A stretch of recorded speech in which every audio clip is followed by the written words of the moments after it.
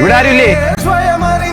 ആ ചേട്ടാ ചേട്ടാ, നിങ്ങൾ അറിഞ്ഞാണല്ലോ ഈ വാർഡിൽ ഞാനാണ് മത്സരിക്കുന്നത്. അപ്പോൾ വോട്ട് കാരണം വിജയിപ്പിക്കണം. ആ പിന്നെ നമുക്ക് ഈ പഴയ വീടൊന്ന് മാറ്റി ഒരു പുതിയ വീട് വെക്കുന്നുണ്ട്. ഞാൻ ജയിച്ച ആദ്യത്തെ വീട് അണ്ണനെയാണ്.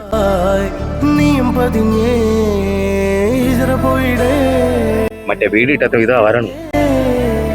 നമ്മുടെ വില്ലേജ് ഉണ്ടെന്ന് അറിഞ്ഞ ഇങ്ങോട്ട് വന്നതാ.